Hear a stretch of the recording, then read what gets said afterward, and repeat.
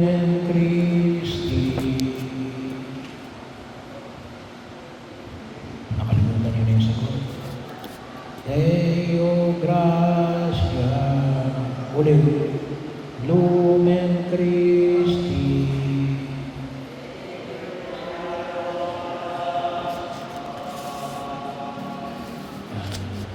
Ayaw naman na hindi lahat marunong. Kahit na ako, ay hindi ako magaling kumanta.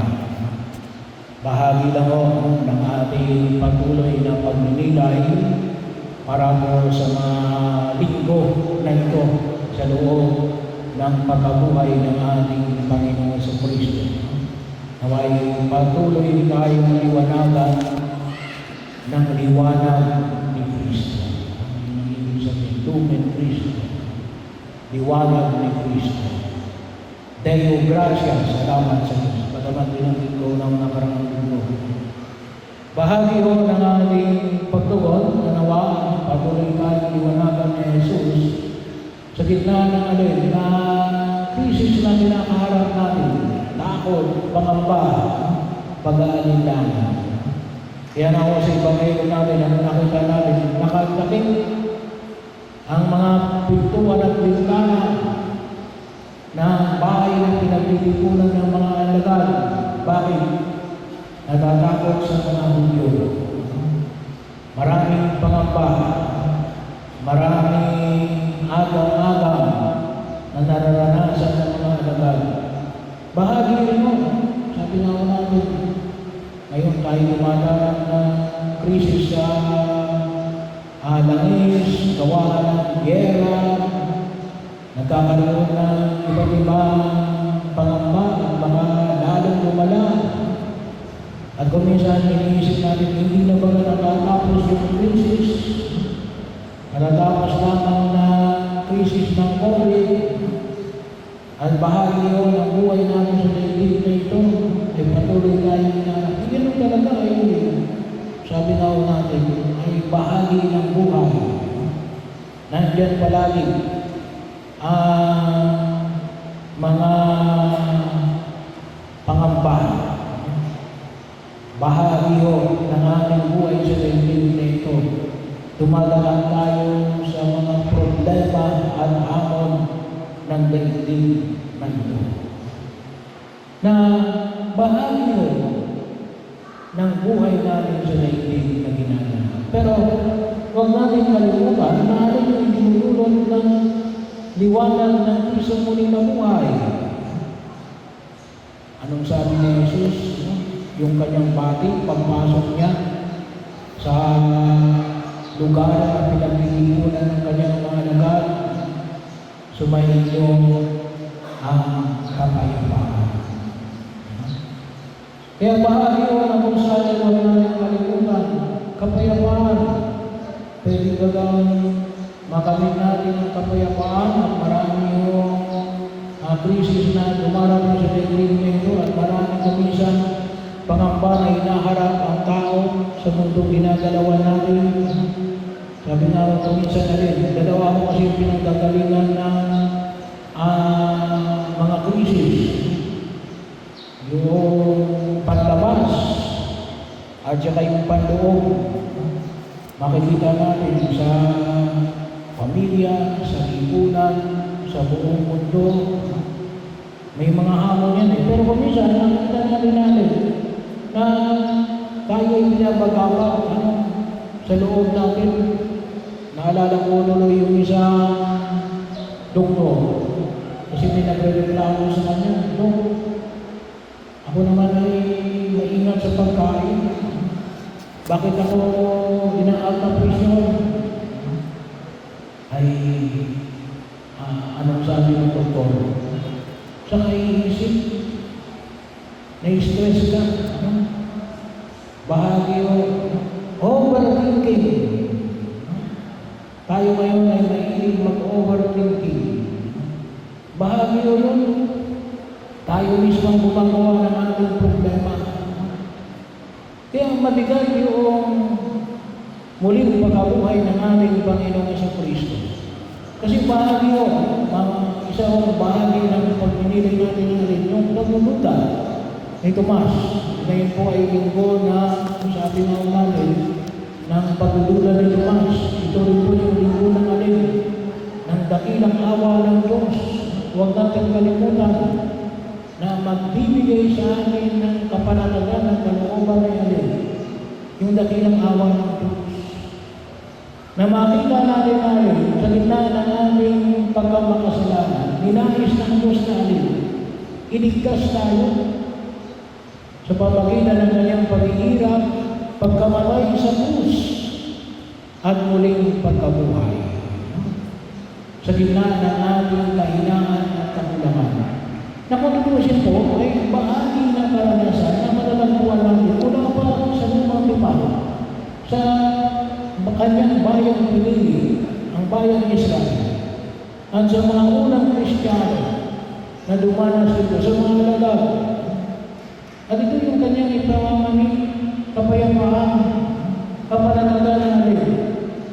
Hindi tayo pababayaan ng Diyos sa kanyang dakilang awa. Ano lang kailangan natin? Lumapit tayo, humingi tayo ng awa, humingi tayo ng kapatawaran sa ating mga kasalanan, magdasal tayo, magsimba tayo. Kaya baka lang, kung minsan ito yung pumapasok sa isip ko. Kaya siguro binibigyan tayo ng maraming krisis. Kasi baka nakakalimutan natin siya. Pero yun ay pansamantala ko lang. Pero bahagi yung nawag natin kaligtaan na ito yung liwanag ng tulog ng kanyang muling pagkabuhay. Ang dala niya ay kapayapaan, kapanatagan ng kalooban. Bahagi yun ng pamamalaan ng buhay na nais ng ipagkaloob sa buhay natin sa daigdig na ito. Kaya nga sa loob ng banal na pagpilipag ng misa, mamaya, nasabihin ng pari natin, magbigayan kayo ng kapayapaan. Ang talingang kapayapaan yan, kapayapaan ni Kristo. Kapayapaan ng Kristo muling nabuhay. Bahagi yun, nanawa yan ay alin, tututusin niya alin, priceless. Wala akong kaya magbigay niya ng anong mag-uri ng presyo. Tanging ang pagmimiwala sa Diyos ng dakilang awa na hindi nagpapabayad. Pangalawa, bahagi ng pag-iwas ang makita ko natin ngayon ay alin. Sabi na ako natin, kumisan ito yung linggo na pagdududa ni Tomas.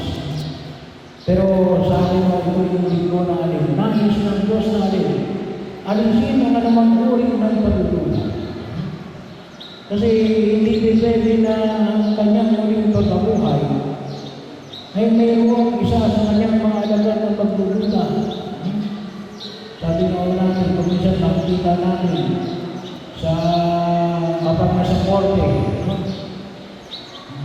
without reasonable doubt, walang anumang bahid ng pagdududa.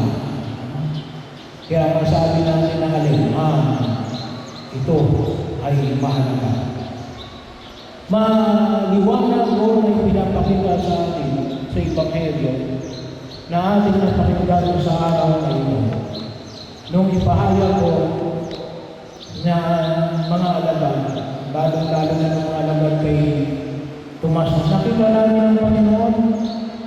Pero nasabi ni Tomas, hanggang hindi ko nailalapit ang aking daliri sa kanyang kamay at mailagay ang aking kamay sa kanyang tagiliran, hindi ako maniniwala. Well, sabi ng iba, yan ay pagdududa. Hindi yun. Yan ay inaalis na yung kanyang pagdududa. Kasi yun ang sinabi na Jesus sa kanyang mga alagad. Tingnan ninyo ang aking kamay. Tingnan ninyo ang aking tagiliran. Bakit ito mahalaga yun? Kasi para makita natin, hindi lang ito panaginip. Hindi lang ito isang kung tawagin natin ay hindi lang ito video, hindi lang ito, kung tawagin natin ay pangitain. Ito ay bahagi na kung saan ay makita, naawakan, na maliwanag natin na may sugat sa Jesus sa kanyang mga kamay at sa kanyang tagiliran.